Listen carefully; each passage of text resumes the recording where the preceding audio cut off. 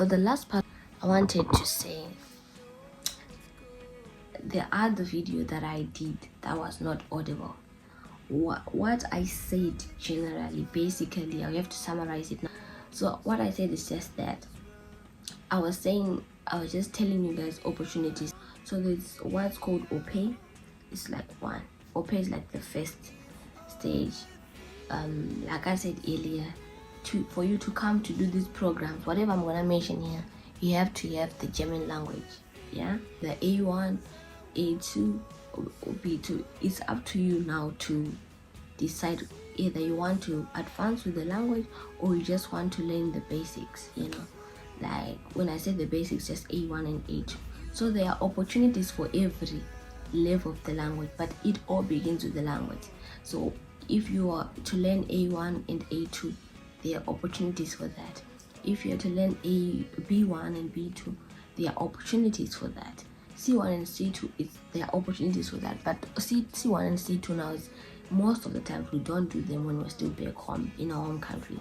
We just do them when we're here, because more of the opportunity that has to come with C1 and C2 actually are here.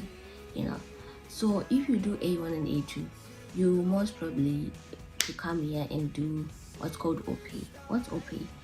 Aupair is like a social exchange program where you come here and you take care of people's kids.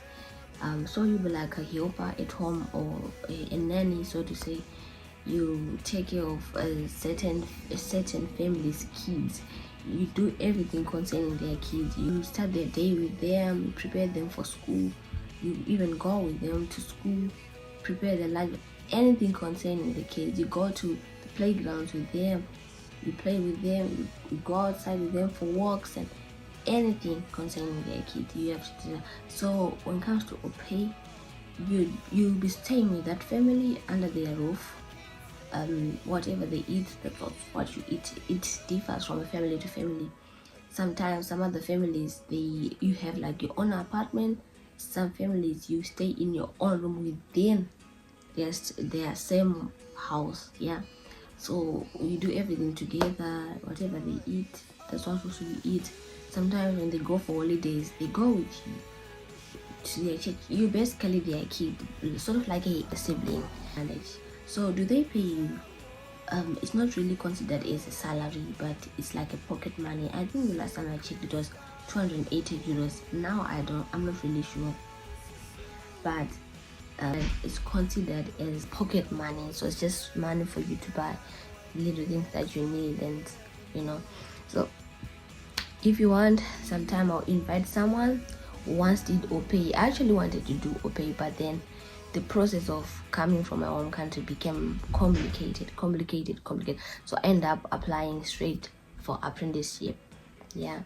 So if you want, sometime maybe I'll invite someone who did Aupair here on my channel, and then they'll tell us their experience. It's not always easy. I've heard so many different stories. Some of them were positive, some of them were negative. So it differs. It depends with the family. Yeah. So you just need maybe at least A2, because you'll be communicating with them in Germany. The kids, you'll be speaking with them in Germany. Anything, you'll be doing everything. I mean, by the time you land in this country that's called Germany, everything is now German. Everything. Of course, you can say, can you speak with me in English sometimes, but it will be for your own downfall. Because once you are here, all you need is to just advance. Because trust me, every opportunity that's gonna come in this country, you're gonna need that language. So I know when you come here, it will be very hard for you to just join a gathering where everyone is speaking German. It will be very hard. So that's it for A1 and A2. No, not A1 and A1 and A2. So partially A2 and B1. There's a program that's called FSJ and BFD.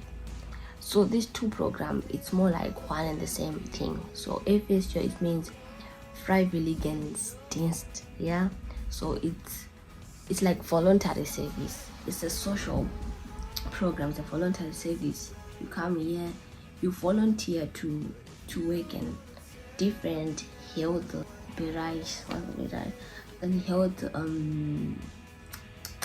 sectors, but I'm talking about old people's homes, kindergartens, hospitals. You come and you volunteer, so you need at least A1, and no, not A1 in this case. You need at least B1, and sometimes A2 is okay, you can do.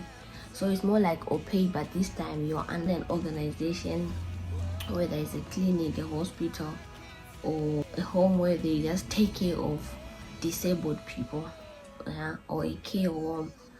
That's where you volunteer, and you'll be working actually, but as a volunteer. So volunteering, yes, more important, because they'll be saying that you'll be gaining knowledge about mostly people will do that. Their next stage is apprenticeship in nursing, so it's a plus for you, because you'll be gaining experience and knowledge concerning that. So, and that's FSJ. So why is it called FSJ and BFD? So BFD is like Bundesfreiwilligendienst. That's what it's called. It's all Freiwilligendienst. Both are Freiwilligendienst. But what differentiates these two things is that the age. That's what I know. The age and the money, I think, because when you can only do FSJ, and when you can only do FSJ when you are those ages that I mentioned earlier of an Aupair, between 18 and 27 years. You can only do that when you are between those ages. But if you are over that, you can still do volunteer, but it will be now considered as BFD. So it's one and the same thing. By the way, there is no specific gender in everything that I said. Anyone can do it, either a female or a male or whatever gender you are. You can still do these things. What I also wanted to say is that you are paid, but the amount of money, it all depends on the organization. Yes, but the last part that I'm going to talk about, actually, because these are the things that I know. And by the way, for you to do these things, you don't need to pay anything. When you're coming from Zimbabwe, I'll just give Zimbabwe as an example, because that's my own country. But any other country, if you come from any other country, you don't need to pay for you to be here, or for you to apply. It's just you having your language, and you start applying. Maybe your family will need to pay for your airplane ticket when you find a place, when you're supposed to airplane tickets and things like preparation stuff. But you don't really need to pay a specific fee for anything. So the other thing that requires like the higher level of the German language is apprenticeship. Apprenticeship is called Ausbildung. If you have seen anyway, that's where it was written, Ausbildung. That's apprenticeship.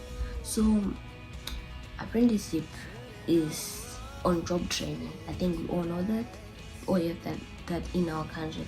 But here it's a big topic. Like most people do apprenticeship. They do not even go to university. Some of them. It's a very big topic. So there is an apprenticeship program for anything, any profession that you may think of, whether it's bakery, hairdressing, mechanic, road construction services, selling and retailing, anything, pilot, anything that you may think of, there is an apprenticeship program for that. So nursing as well, like nursing, that's what I'm doing. I'm in the nursing field. So there is an apprenticeship for almost everything. But what do you need for you to apply for apprenticeship? You need at least B1, in some cases B1, the level of language, B1 German level, or B2. But for you to have higher chances to get a place for apprenticeship, you need B2. There are no two ways about it. As long as you're able to like really express yourself during the interview, because you will be interviewed in all of this that I said, at some point you have to be interviewed with whoever was gonna be giving you the job, the position, whether it's Aupair. The family would love to have an interview with you. FSJ, BFD, you have to have an interview. Apprenticeship, you have to have an interview. By the way, Aupair, most of the cases, some of the families will say that if you speak English, it's okay, we can take you, but you have to have at least A1. Yeah, you have to have at least A1 to just know maybe this is a banana, this color, you know, when you're talking with the kids. And the good thing about Aupair, sorry I'm taking you back, the good thing about Aupair, you actually get to improve your language skills during your Aupair years, because you'll be interacting with the family and the kids as well, so you get to learn even more, but you might not reach wherever you want to reach during that year, because normally Aupair contracts are just a year long, so you might not reach wherever you want to, but you get something from staying with that family. Back to my apprenticeship. So you have higher chances of getting a place for apprenticeship when you have B2. Yeah, you need at least B2, because B2 it's intermediate level, I think. Yeah, you definitely learn a lot of things when you do B2. And after the language, you definitely need your certificates, either it's your diploma, your degree, or your O-level certificates. But O and A-level certificates are enough. They just need to be translated. And what else? Yeah, but they will need more translation when they come here. It's not like translation per se, but it's called anakeno. It's a procedure where your certificates are given a rate, sort of like an equivalence of German learning system. So if an A is maybe from like 70 to 80, and you have an A in your country, maybe it will be considered as a B. If an A plus is 90 plus, you have to be just considered as just an A. But they don't use A's, B's and C's like our own country. They use 1, 2, 3, 4s and 5s and 6 up until 6. So 6 is like the worst grade, 5 is also not good, 4 is better, I think. So yeah, they use notes, and they're called notes, they're not called grades. So 1 to up to 6, they're called notes. So they'll be given those equivalents, your certificates, when you come here. But when you're coming from your home country, translation is enough. That's what I know for now. So yeah, that's what's up concerning apprenticeship. So during apprenticeship, I think you'll be paid, of course. You'll be paid. My phone switched off, guys. I'm really sorry. So I had to find a solution for that. So we're here now. So what I was saying is that apprenticeship, you get paid. So normally almost every apprenticeship program, they last 3 years. So the salary increases every year. So maybe you started with 1,000 euros, then the following year it will be 1,100. Third year, the final year will be maybe 1,000, maybe 1,000, 1,100, 1,200. It all depends with the program, that how paying is the profession, you know. And the other thing you have to know about apprenticeships, not like you are staying under someone, you are under an organization, or you are under a family, like just like Aupair or BFD. It's all by yourself. So if it's accommodation, you're paying alone. If it's your life, generally your life expenses, you need to pay this yourself. The food that you eat, transport costs from to work, whatever you want to do on your free time, it's all on you. So I just gave an example. In apprenticeship, you go to school as well. You'll be going to school. It depends with the program. Sometimes you go twice a week in other programs, and then you for the rest of other days you continue with work. In other programs, you have like a whole block for school. Let's say it's a whole month, it's just for school. a whole month for school, and probably next coming 3 months will be at work, just like in nursing. So there's like a whole block for practical and a block for school. So in the school you'll be learning everything concerning the profession, anything concerning that specific profession. If it's baking, you learn everything concerning baking that's necessary, that's in the curriculum of its nursing, just likewise. So that's in everything concerning apprenticeship. And you pay your own rent. Some organizations, they have accommodation for their trainees, so to say, especially in the nursing field. Some people work at hospitals where they are like what's called Schwester Wohnheims, where like those houses for sisters. But it won't be anything. It won't be like an apartment to yourself. It will be like a room, and then you share other things like kitchen, bathrooms, and common rooms with other students as well. So that's it concerning apprenticeship. I think I've answered. The thing is, some of you asked me questions on my other platforms here, and I can't track them. When, for example, I'm now doing a video, I can't track all of them to say who asked me this.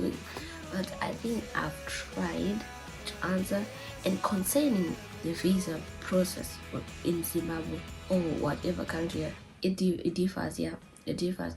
But from my home country where I come from, Zimbabwe, anything concerning the visa, I don't know. Guys. I left home 3 years ago, and it changed. Obviously the system changed. I heard people complaining, and people were saying it's now better. So I don't really know what's going on when it comes to this process of getting a visa appointments and getting your visa. For now, this is the information that I know. So you doing your language course up and then applying for the visa, that's like 2 different kind of processes. So if you did your language course maybe for like 6 months, for the visa process you have to wait for another maybe like 6 months or so, or 4 months, or it differs. Everyone's story is different, like I'm saying, because mine was a bit long, and someone has just started, and after 2 months they are now in Germany. So it's kind of different. So I think I've answered everyone. So if you have more questions, feel free to write them in the comment section down below. If it's possible, I can do another video, but I don't get many questions, I'll just reply them in the comment section. If there is a specific topic that you want me to discuss again, I can do that as well if I find time. But for you guys, I always find time. So that was it for this video. Thank you so much for watching. I'll keep crossing my fingers that I've answered everyone for now, and I hope this time around my audio is audible. So thank you so much for watching. I hope this video will help someone who is considering Germany as their next relocation destination. I don't know if that makes sense, but thank you so much for watching. Share this with someone that you think maybe they're looking for this information but they don't have it. Share it with a friend, a niece, a colleague, and your friend, everyone. Share with everyone. Share the video, like the video, give it a massive thumbs up. It will be reviewed to so many people, so give it a huge thumbs up and comment down below. Don't leave without comment. If you don't have anything to say, let's go with white heart emojis everyone. Thank you so much, guys. Subscribe to the channel. Subscribe. Don't leave without subscribing. It's free to subscribe. The subscribe button is actually free to just subscribe. So that was it for this video. I'll see you guys in my next one. For now, peace.